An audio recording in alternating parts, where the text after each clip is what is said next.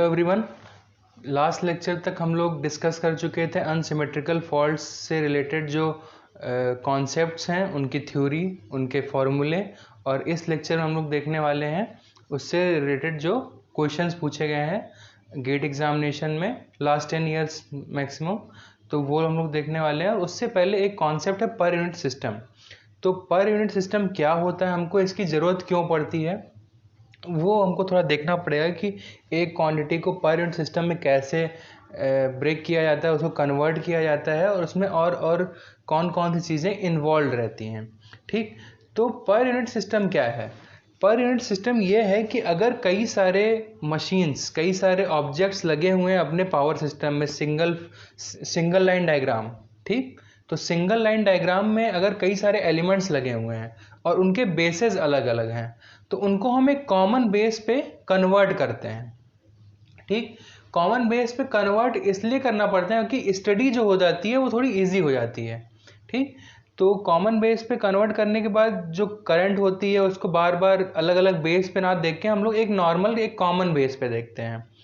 तो जैसे कि इसको अगर रियल लाइफ से अगर हम लोग कंपेयर करें, तो ऐसे कोई क्रिकेट में हम लोग देख सकते हैं। तो क्रिकेट में अगर कोई बैट्समैन है, वो क्रिकेट खेला, कई मैचेस खेला, उसने अलग अलग अपोनेंट्स, अलग अलग अपोजिशन के सामने मैचेस खेले, अलग अलग ग्राउंड्स पे खेले। तो हर उसकी सिचुएशन बताने के लिए हमको अलग अलग पैरामीटर की ज़रूरत पड़ेगी कि वो इसने ऑस्ट्रेलिया में खेला कि कहाँ खेला और किस अपोजिशन के सामने खेला।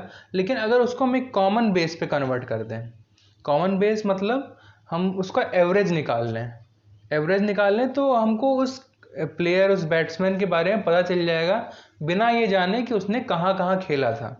अब इसी को हम इसमें इंटरप्रेट कर सकते हैं कि किसी क्वांटिटी का अपेरेंट पावर रेटिंग क्या है। रेटिंग हम एक नॉर्मल मान लेते हैं कि सबको एक प्लेटफॉर्म पे मान लिए और फिर कंपेयर कर रहे हैं कौन ज़्यादा कौन कम। ठीक, तो इसको हम देखते हैं कि पर यूनिट सिस्टम क्या होता है। तो मान लो कि हम करंट पर यूनिट निकालना चाहते हैं, करंट पर यूनिट, आई पर यूनिट। तो ये होता है आई एक्चुअल, मतलब एक्चुअल में जो करंट फ्लो हो रही है। ठीक, I actual upon I base, I base. तो ये करंट भी हो सकता है, ये वोल्टेज भी हो सकता है, ये कोई रिएक्टेंस या रेजिस्टेंस या इम्पिडेंस भी हो सकता है। ठीक है, बेस क्या है? बेस मतलब जिस रेटिंग के लिए वो इक्विपमेंट डिजाइंड है। जैसे कि हमारा ट्रांसफार्मर है, तो ट्रांसफार्मर का जो रेटेड करंट होगा वो क्या होगा? वो बेस करंट होगा। तो ये हो गया पर यूनिट। तो इसको हम बोल सकते हैं कि पर unit quantity is equal to actual upon base. ठीक, तो ये हो गया। ऐसे ही वोल्टेज भी कर सकते हैं। फिर अगर हमको मान लो रिएक्टेंस या इम्पिडेंस को कन्वर्ट करना है एक्चुअल से पर यूनिट में, तो x per unit is equal to x in ohm. ये क्या हो गया? ये एक्चुअल हो गया। और impedance upon impedance, base impedance, तो बेस इम्पिडेंस क्या होगा? v base upon I base. ठीक, अब इसको हम डायरेक्ट आई बेस भी लिख सकते हैं, अगर हम MVA में लिखना चाहें या KVA में लिखना चाहें तो उसको भी लिख सकते हैं। ये x in Om, I base चला जाएगा ऊपर, और ये हो जाएगा, अगर v से मल्टीप्लाई कर दें, v बेस से मल्टीप्लाई कर दें, ये v base into v base. तो क्या बना फॉर्मूला? x इन ओम, इसको हम लिख सकते हैं MVA, I इंटू वी, इसमें अगर हम 10 टू द पावर 6 से मल्टीप्लाई कर दें और ये 10 टू द पावर 6 हो जाए, तो ये MVA हो जाएगा। ठीक, current into voltage, rated current into rated voltage upon rated voltage का स्क्वायर और 6 टाइम्स, तो ये केवी स्क्वायर हो जाएगा। मतलब रेटिंग जो पावर की रेटिंग है और जो वोल्टेज की रेटिंग है वो अपॉन में उसका स्क्वायर और ऊपर पावर की रेटिंग। तो अगर हम डायरेक्ट पूरी वैल्यूज पुट करते हैं तो उसको यहाँ रख सकते हैं, या डायरेक्टली अगर MVA में गिवन है तो MVA यहाँ पे और KV वाला वोल्टेज यहाँ पे। दो तरीके यहाँ पे फिर से बता रहा हूँ कि दो तरीके हैं। एक चीज़ हम डायरेक्ट पूरी क्वांटिटी रख दें, जैसे 100 KVA है तो 100 इंटू 1000 वो रख दें यहाँ पे, और यहाँ पे पूरा क्वांटिटी रख दें। या अगर MVA और KV में गिवन है, ठीक, तो MVA डायरेक्ट यहाँ पे रख सकते हैं, ऐसे 10 MVA, तो 10 इंटू 10⁶ करने की जरूरत नहीं है, सिर्फ 10 रख दिए, और यहाँ पे 13 KV लिखा है तो 13 का स्क्वायर कर दिए, किलो वोल्ट हटा दिए, ठीक। तो ये हो जाता है अपना फॉर्मूला X पर यूनिट। अब एक चीज हम देख सकते हैं कि जो ओम वाला है ये एक्चुअल है, ये कभी चेंज नहीं होगा, लेकिन अगर बेस हम चेंज कर रहे हैं तो क्या होगा, अपना पर यूनिट क्वांटिटी हमेशा चेंज होता रहेगा। नेक्स्ट चीज देखते हैं। मान लो, इसको नोट कर लेना, एक होता है फॉल्ट करंट का भी ऐसे पर यूनिट निकाल सकते हैं, जैसे fault current in per unit. इसको क्या लिख देंगे, फॉल्ट करंट इन एम्पियर, मतलब एक्चुअल, ठीक, अपॉन बेस करंट, इसको बेस करंट बोल दिए।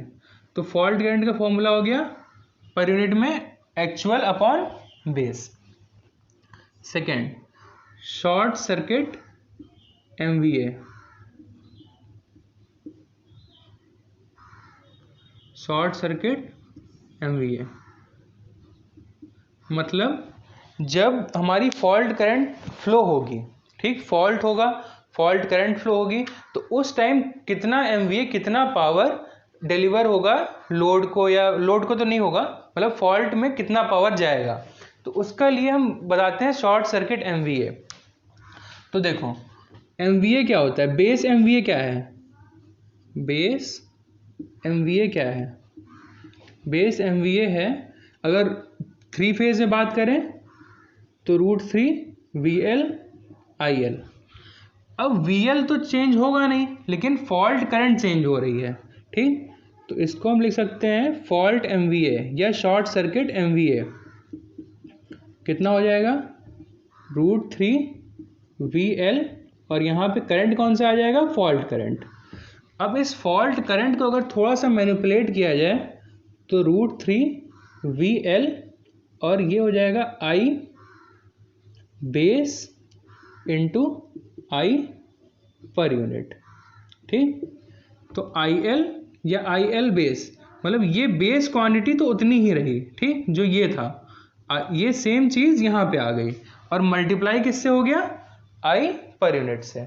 तो शॉर्ट सर्किट MVA कितना होता है, I per unit into base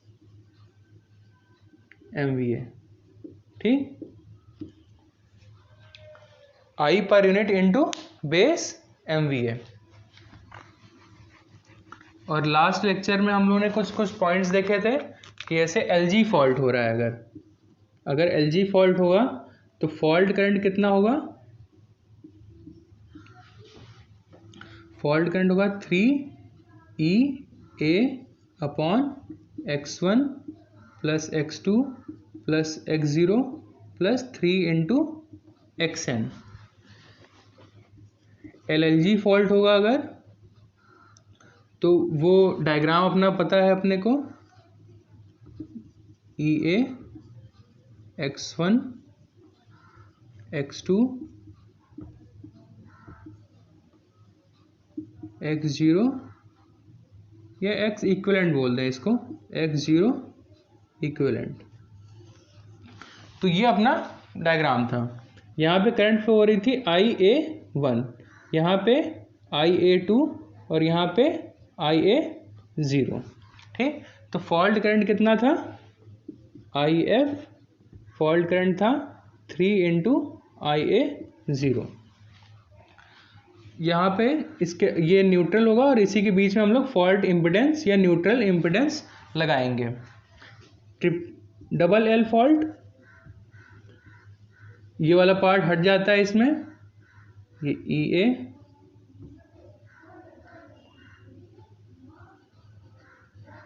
X1 X2, और अगर इसमें फॉल्ट इम्पिडेंस लगाना हो, फॉल्ट इम्पिडेंस लगाते क्यों हैं, करंट को कम करने के लिए। अगर फॉल्ट इम्पिडेंस लगाना हो तो इसमें यहाँ पे बीच में दोनों फेजेस के बीच में हमको एक ZF लगा सकते हैं, क्योंकि न्यूट्रल और ग्राउंड में कोई कनेक्शन तो है नहीं, तो न्यूट्रल और ग्राउंड यहाँ पे है नहीं, इसलिए हम दोनों फेजेस के बीच में एक फॉल्ट इम्पिडेंस लगा देते हैं। यहाँ पे मान लो IA1 फ्लो हो रही है, तो इसका जो फॉल्ट करंट आता है वो आता है √3 टाइम्स IA1, और IA1 कितना है, IA1 है EA/X1 + X2, और अगर फॉल्ट इम्पिडेंस लगा है तो यहाँ पे X × F, क्या Z × F। ठीक, अगर pure fault impedance pure reactive है तो केवल XF आएगा, और अगर इम्पिडेंस भी है तो R + XF आएगा। ठीक, तो इतना हम लोग देख चुके थे लास्ट लेक्चर तक। अब इस लेक्चर में कुछ प्रॉब्लम्स देख लेते हैं। एक लास्ट चीज यहाँ पे और, कि अगर मान लो कोई वोल्टेज ऑफ न्यूट्रल, तो अगर ग्राउंड वाला फॉल्ट हो रहा है, जैसे LG फॉल्ट हो रहा है या LLG फॉल्ट हो रहा है, तो ये मान लो अपना न्यूट्रल है, ये फॉल्ट इम्पिडेंस है और ये ग्राउंड है, करंट ऐसे फ्लो हो रही है, तो यहाँ पे 0 और यहाँ पे ये, तो IN न्यूट्रल करंट कितनी हो गई, IN × ZN। ठीक, तो वोल्टेज ऑफ न्यूट्रल कितना हो जाएगा, IN या IF भी बोल सकते हैं इसको, अगर फॉल्ट क्योंकि यहीं से जाएगी, तो IF × ZN। ठीक, और अगर ये सॉलिडली ग्राउंडेड है, मतलब इसके बीच में कोई भी इम्पिडेंस नहीं लगा है, तो सिंपल 0 हो जाएगा वोल्टेज न्यूट्रल का। ठीक, तो इतनी चीज़ों की हमको रिक्वायरमेंट पड़ेगी, बाकी और चीज़ें हम लोग देख लेंगे।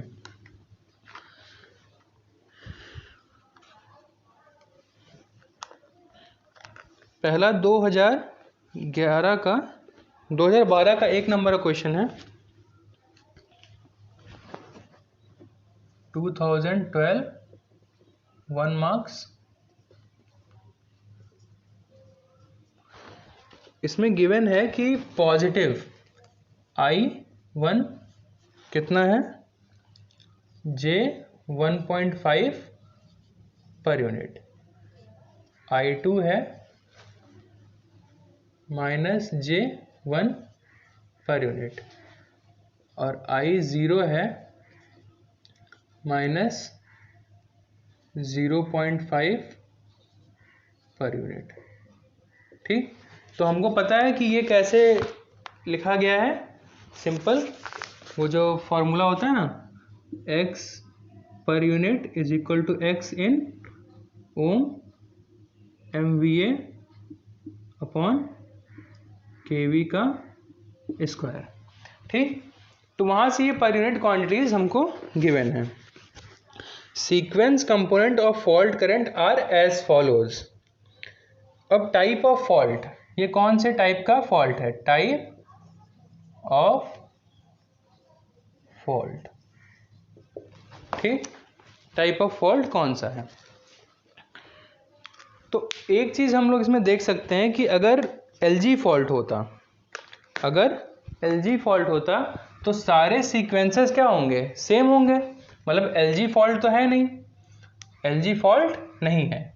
अगर डबल L फॉल्ट होता है तो क्या होता है, ये वाला पार्ट होता ही नहीं।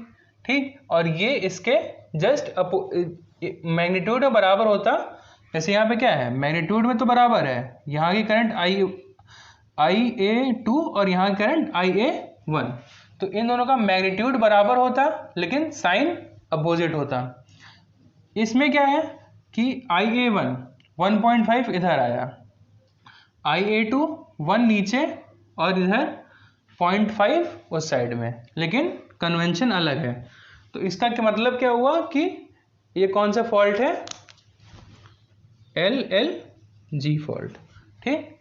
क्योंकि इस डायग्राम से हम लोग देख सकते हैं IA1 इधर, IA2 इधर, IA0 उधर, और साइन चेंज हो गया, मतलब जो रिजल्टेंट आया तीनों कंपोनेंट का वो 0 आया, IA रिजल्टेंट 0 आया।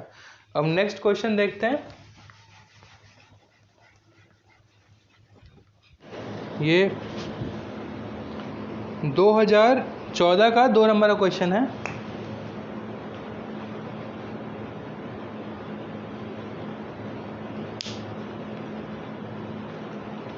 (2014) 2 नंबर। तो इसमें बेस जो गिवन है, बेस गिवन है 100 MVA और 25 kV। ये base power, base apparent power और ये बेस वोल्टेज। सॉलिडली ग्राउंडेड मतलब कोई भी ZN और ZF नहीं है, ठीक है। ZN या ZF कुछ भी नहीं है, सॉलिडली ग्राउंडेड है। और पॉजिटिव, नेगेटिव और जीरो सीक्वेंस। X1 गिवन है 0.2 और यही X2 भी है, ठीक। और X0 0.05 respectively. If a bolted LG fault हो रहा है, LG फॉल्ट हो रहा है और इनिशियली नो लोड कंडीशन, ठीक। तो इस क्वेश्चन से हम लोग कुछ सीखने वाले हैं बहुत इम्पोर्टेंट, कि अगर नो लोड क्यों लिखा है, ठीक। जैसे कि ये अपना डायग्राम है ऑल्टरनेटर का, अगर नो लोड नहीं होगा, यहाँ पे करंट फ्लो हो रही होगी, तो ये वोल्टेज हमको टर्मिनल वोल्टेज कितना गिवन है, 25 किलो वोल्ट, ठीक। अगर नो लोड नहीं होगा तो यहाँ पे करंट फ्लो होगी और ये वोल्टेज 25 किलो वोल्ट के बराबर नहीं होगा। मान लो ये अल्टरनेटर किसी ग्रिड से कनेक्टेड है और ग्रिड का हमको पता है कि ग्रिड का वोल्टेज सेम रहता है, तो ये वोल्टेज तो 25 किलो वोल्ट है, लाइन टू लाइन वोल्टेज कितना है, 25 किलो वोल्ट। लेकिन अगर हम देखें कि यहाँ का वोल्टेज कितना होगा, अगर लोडेड कंडीशन होगी तो ये 25 के बराबर नहीं होगा। अगर नो लोड कंडीशन है तो ये 25 के बराबर होगा, मतलब ये वाला वोल्टेज कितना होगा, 25, और फेज वोल्टेज कितना होगा, 25/√3। तो ऐसे केस में जब ये वोल्टेज रेटेड के बराबर, तो इसका पर यूनिट वोल्टेज कितना आ जाएगा, 1। रेटेड वोल्टेज कितना हो गया, 1। भाई रेटेड वोल्टेज कुछ होगा लेकिन पर यूनिट वोल्टेज कितना हो गया, 1। तो IF per unit is equal to 3 × EA per unit upon X1 per unit plus X2 per unit plus X0 per unit. अब 3 इसलिए नहीं लिख रहे हैं क्योंकि सॉलिडली ग्राउंडेड है, ठीक। ग्राउंडिंग इम्पिडेंस कुछ भी नहीं है। तो अगर हम फॉल्ट करंट पर यूनिट में निकाल रहे हैं तो हमेशा सारी क्वांटिटीज हमको पर यूनिट में ही लेनी पड़ेंगी। तो 3 × 1, ये 1 हो गया क्योंकि रेटेड वोल्टेज के बराबर, और ये कितना हो गया, 0.2 + 0.2 + 0.05, तो ये आता है 3/0.45। लेकिन ये करंट जो आई ये पर यूनिट में आया, और हमसे जो पूछा गया है करंट, हमसे करंट पूछी गई है IF इन एम्पियर। ठीक, हमसे करंट एम्पियर्स में पूछी गई है। तो हमको पता है कि एक्चुअल करंट क्या होता है, fault current into per unit current into base current. Per unit into base क्या हो जाएगा, एक्चुअल। तो बेस क्या लिख सकते हैं यहाँ से, बेस हो जाएगा MVA अपॉन √3 VL/IL। ठीक, तो ये कितना हो जाएगा, 100 इंटू 10⁶ अपॉन √3 VL। IL नहीं रहेगा, ये तो हम निकाल ही रहे हैं ना, IL तो निकाल ही रहे हैं। तो ये हो जाएगा 25 इंटू 10⁻3।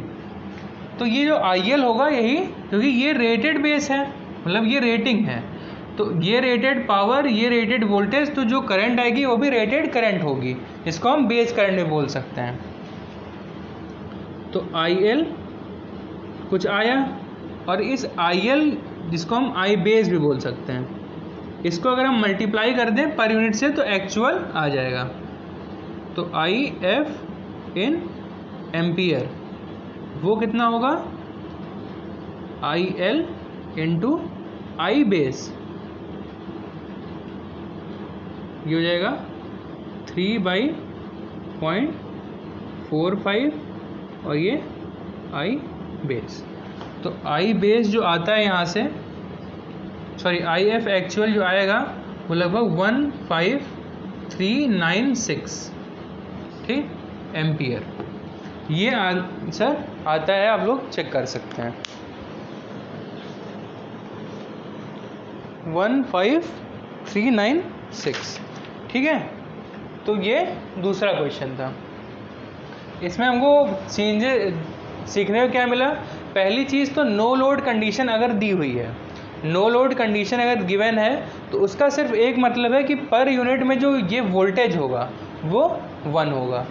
और बाकी ये फार्मूला तो हमको पता ही था, LG फॉल्ट के लिए फार्मूला होता है। अब करंट आ गई पर यूनिट में, तो करंट अगर पर यूनिट में आ गई, उसको एक्चुअल में कन्वर्ट करना है तो हमको बेस क्वांटिटी से मल्टीप्लाई करना पड़ेगा। तो बेस क्वांटिटी हमको निकालना पड़ा, जो कि हमको रेटिंग से निकला। ठीक, तो ये हो गया दूसरा क्वेश्चन।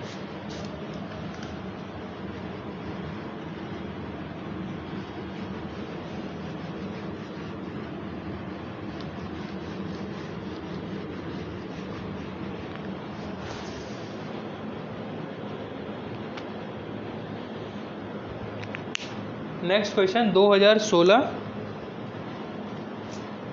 2 नंबर का।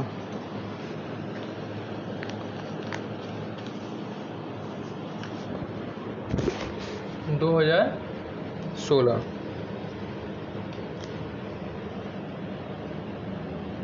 2016 2 मार्क्स। ठीक, इसमें बेस गिवन है 30 MVA, वोल्टेज गिवन है 13.8 किलोवोल्ट और स्टार कनेक्टेड हमको गिवन है। अब रिएक्टेंसेस हैं X1 0.15, X2 0.15, X0 0.05। ठीक,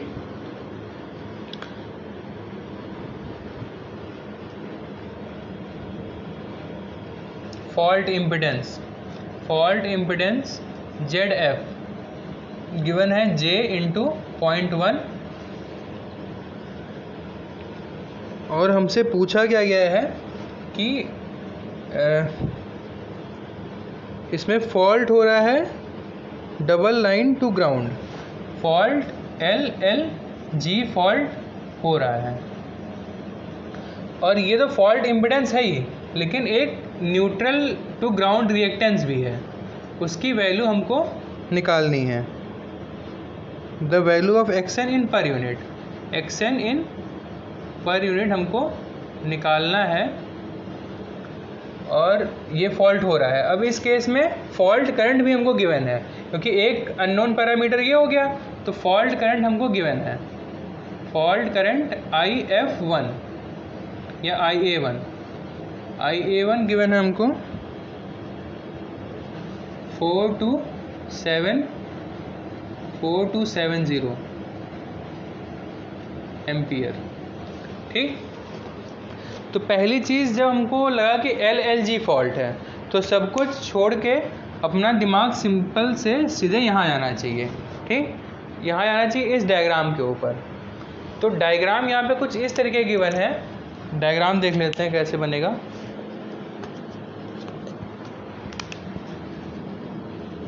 सॉल्यूशन,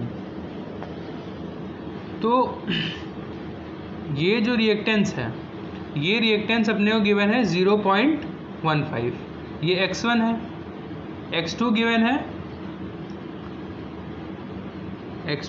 0.15, x0 गिवन है 0.05, और जो न्यूट्रल टू ग्राउंड रिएक्टेंस है, न्यूट्रल टू ग्राउंड रिएक्टेंस ये हमसे पूछा गया है, मतलब ये हमसे पूछा गया है, तो ये 3 × xn होगा। और फॉल्ट इम्पिडेंस भी कहाँ पे लगाते हैं हम लोग? न्यूट्रल से ग्राउंड के बीच में। तो न्यूट्रल से ग्राउंड के बीच में रिएक्टेंस तो ये हमसे पूछा ही गया है, लेकिन फॉल्ट इम्पिडेंस भी वहीं पे होगा, तो 3 × 0.1। ठीक, ये हो गया फॉल्ट इम्पिडेंस, और ये हो गया मतलब न्यूट्रल टू ग्राउंड रिएक्टेंस। तो ये अपने को डायग्राम गिवन है, ये हमने डायग्राम बना लिया। और पर यूनिट में क्योंकि सब कुछ ले रहे हैं, इसलिए ये भी हो जाएगा 1 पर यूनिट। ठीक, वोल्टेज कितना हो गया? 1 पर यूनिट, क्योंकि अनलोडिंग कंडीशन गिवन है, अनलोडेड बिफोर फॉल्ट। ठीक है, तो इस केस में क्या कर सकते हैं, हमको निकालना है IA1 हमको गिवन है, ये 4270 एम्पियर में गिवन है। लेकिन तो पहला काम हमको करना है कि इसको पर यूनिट में कन्वर्ट करना है, क्योंकि हमको जो चाहिए वो पर यूनिट में है। ठीक, तो IA1 कितना है? 4270 एम्पियर।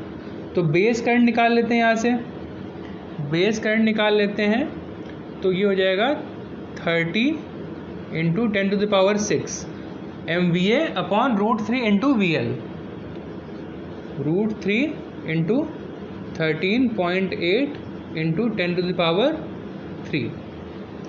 तो यहाँ से क्या आ जाएगा? I बेस आ जाएगा। ठीक है, यहाँ से I बेस आ जाएगा।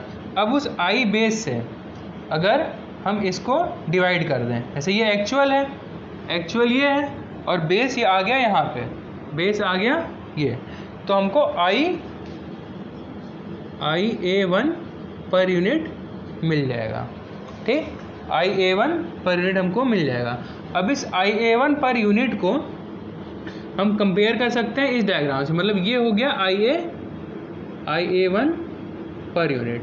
ठीक, ये तो एक्चुअल है, एक्चुअल वाला नहीं होगा क्योंकि हमने डायग्राम पर यूनिट में बनाया है। तो ये हो जाएगा EA जो कि है कितना? 1 अपॉन x1 प्लस x2 और x0 इक्विवेलेंट। ठीक, तो 1 अपॉन 1.15 प्लस 0.15, और यहाँ पे x0 equivalent upon 15 plus x0 equivalent. अब x0 इक्विवेलेंट जो आएगा यहाँ से, ये तो एक क्वांटिटी होगी, ये तो हम तो निकाल ही सकते हैं कि क्योंकि ये भी हमको नोन है और ये भी नोन है, तो ये भी क्वांटिटी आएगी। उसको देख सकते हैं हम लोग कैलकुलेट करके, अभी कैलकुलेटर मेरे पास नहीं है तो मैं कर देता। तो यहाँ से आ जाएगा x0 इक्विवेलेंट। ठीक, वो आ जाएगा। अब उसके बाद x0 इक्विवेलेंट इतना है, तो x0 इक्विवेलेंट को हम किससे इक्वेट करेंगे? x0 plus 3 × xn plus 3 × ZF। ये है 0.05, ये है 3 इंटू एक्स एन निकालना ही है अपने को, प्लस 3 इंटू 0.1। ठीक, तो यहाँ पे ये आ जाएगा और इसका एक्स एन जो आता है वो 1.07 पर यूनिट आएगा। ठीक, तो इसमें सबसे इम्पॉर्टेंट, क्योंकि इसमें कुछ खास कॉन्सेप्चुअल कोई नया कॉन्सेप्ट नहीं है, जो यहाँ पे हम लोग देखे थे बस उसी को कैलकुलेशन ज़्यादा है। तो ऐसे क्वेश्चन में सबसे इम्पॉर्टेंट चीज़ ये है कि आप लोग कोई वो मतलब जैसे कोई क्वांटिटी निकल रही है, जैसे इन्वर्स किया हमने कहीं पे, तो उसमें अप्रॉक्सीमेशन ना लें। अगर अप्रॉक्सीमेशन ले लेंगे तो क्या होगा, लास्ट वाली क्वांटिटी गड़बड़ हो जाएगी। तो कम से कम पॉइंट के 3 डिजिट तक आप लोग इसको पूरा कंसीडर करें, अदरवाइज फाइनल रिजल्ट में चेंजेस आ जाएंगे। ठीक है, जैसे यहाँ पे कहीं पे पर यूनिट निकालने में या इसको ऊपर ले जाने में रेसिप्रोकल करेंगे जब, तो उसमें अप्रॉक्सीमेशन नहीं लेना, अदरवाइज़ ये क्योंकि एमसीक्यू क्वेश्चन तो था नहीं, ये एनएटी टाइप क्वेश्चन था, तो इसलिए लास्ट जो आंसर आने वाला है उसमें एरर आ जाएगा। ठीक है,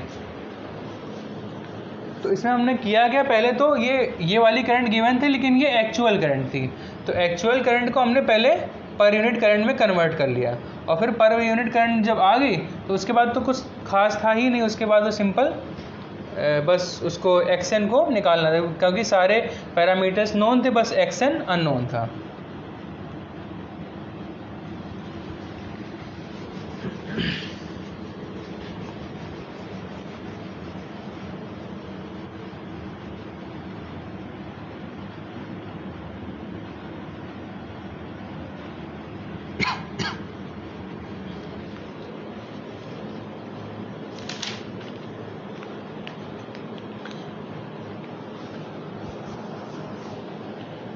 नेक्स्ट क्वेश्चन 2018 एक नंबर का,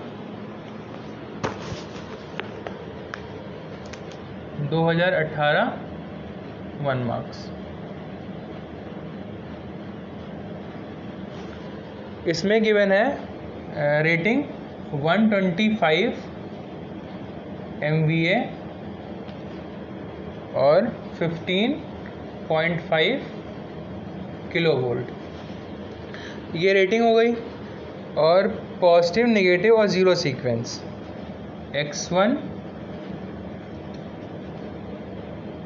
0.1 per unit, x2 0.05 per unit और x0 0.01 पर यूनिट।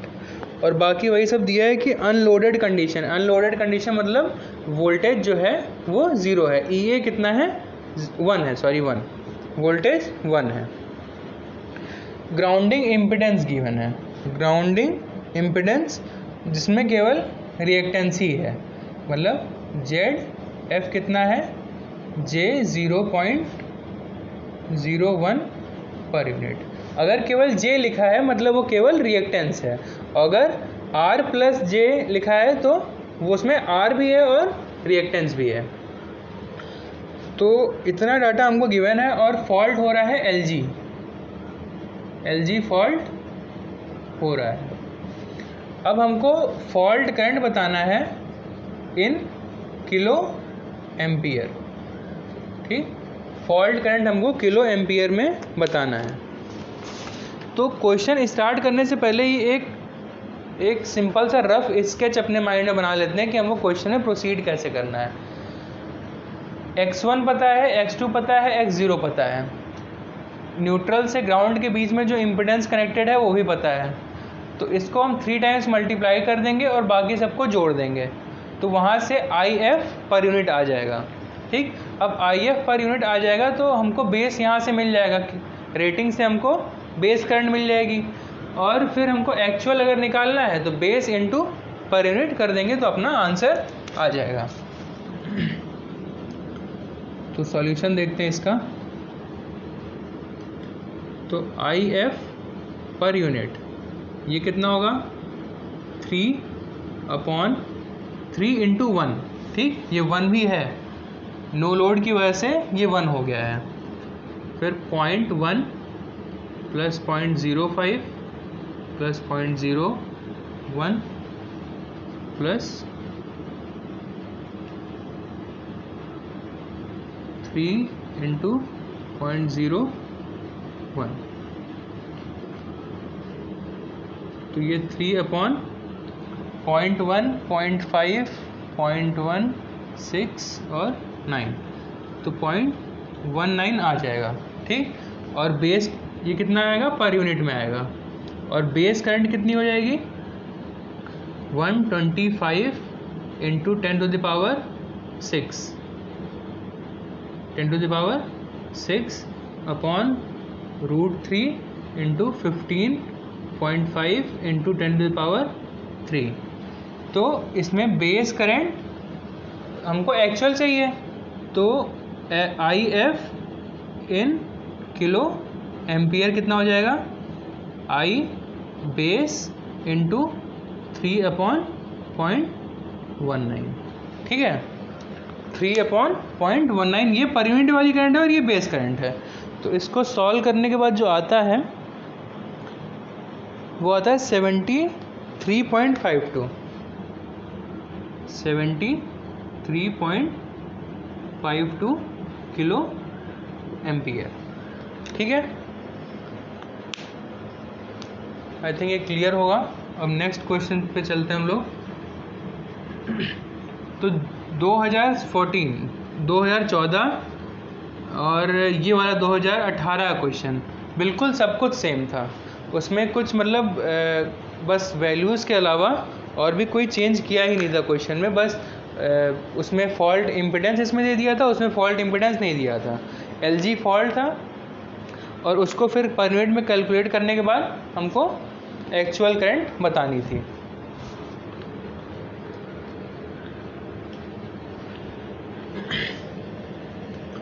ये 2017 का 2 मार्क्स का क्वेश्चन है, 2017 2 marks.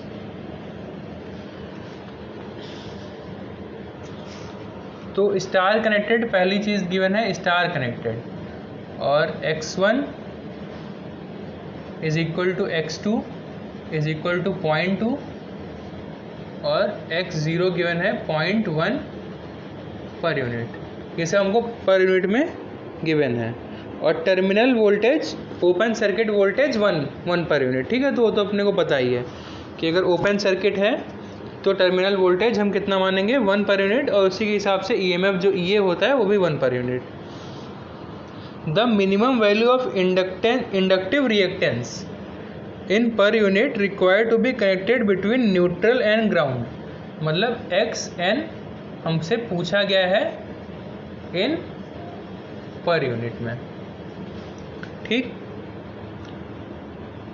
So that fault current does not exceed मतलब फॉल्ट करंट कितनी हो, 3.75 पर यूनिट। इतनी फॉल्ट करंट होनी चाहिए इतना XN लगाने के बाद। मतलब XN हम कितना लगाएं कि इससे ज़्यादा फॉल्ट करंट ना हो।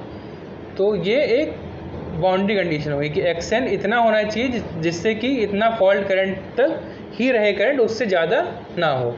और फॉल्ट कौन सा हो रहा है, single line to ground fault occurs, मतलब LG फॉल्ट हो रहा है। ठीक है, तो LG फॉल्ट हो रहा है और हमसे सब कुछ गिवन है, और इसमें क्योंकि सब कुछ पर यूनिट में है। ठीक है, इसमें सब कुछ पर यूनिट में है, कहीं भी एक्चुअल क्वांटिटी हमको नहीं निकालनी है, तो इसलिए कभी बेस हमको गिवन भी नहीं होगा। ठीक, हमको बेस गिवन हो भी सकता है, नहीं भी हो सकता, लेकिन बेस की रिक्वायरमेंट नहीं है, सब कुछ है पर यूनिट में।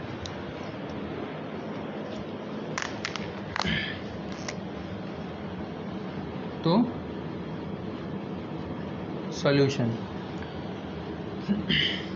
तो I पर यूनिट जो कि गिवन है 3.75, ये कितना किसके बराबर हो जाएगा, 3 इंटू 1 x1 0.2 x2 0.2 x0 0.1 और xn हमको निकालना है, तो 3 इंटू XN। ठीक, 3 इंटू XN। तो सिंपल कैलकुलेशन सॉल्व कर लेना है। तो XN कितना आ जाएगा यहाँ से, एक्सन 0.1, एक्सन आ जाएगा 0.1 पर यूनिट। इन केस अगर इसकी एक्चुअल वैल्यू पूछी होती, ठीक, इसकी एक्चुअल वैल्यू पूछी होती और मान लेते हैं कि 125 MVA और 15 किलो वोल्ट हमको दिया है, तो ये तो एक्चुअल वैल्यू हो गई, ये पर यूनिट में वैल्यू हो गई, एक्चुअल पूछा है। तो x in ohm is equal to क्या होता है, x per unit x in ohm MVA upon kV का स्क्वायर। तो x इन ओम क्या हो जाएगा, x इन ओम हो जाएगा x पर यूनिट kV का स्क्वायर अपॉन MVA। तो पर यूनिट हमको पता ही है 0.1 आ गया है, और kV ये रख देंगे 15 का स्क्वायर, और MVA कितना हो जाएगा अपॉन 15, ठीक। तो एक चीज़ में ध्यान ये देनी रहती है कि ये तो पर यूनिट में आ गया, उसको हमने कन्वर्ट कर लिया एक्चुअल में, एक्चुअल ओम में। लेकिन अगर हम MVA में रख रहे हैं तो डायरेक्ट MVA वाली क्वांटिटी रखनी है, और kV में रखना है उसे, मतलब 10⁻6 नहीं रखना है, 10⁻3 नहीं रखना है, ठीक, क्योंकि वो अपने आप ही कैंसिल आउट हो जाएगा, क्योंकि 10⁻3 का स्क्वायर 10⁻6 होगा, और नीचे 10⁻6 तो ये अपने आप कैंसिल आउट हो जाएगा, ठीक। नेक्स्ट क्वेश्चन देखते हैं 2018 का 2 मार्क्स का क्वेश्चन।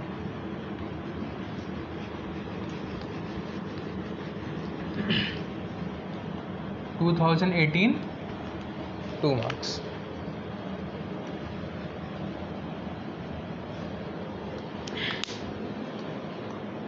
इसमें हमको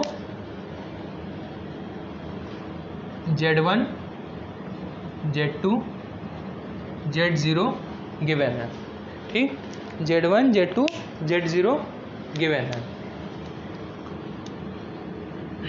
और डबल L फॉल्ट हो रहा है, ठीक, और विदाउट ZF, विदाउट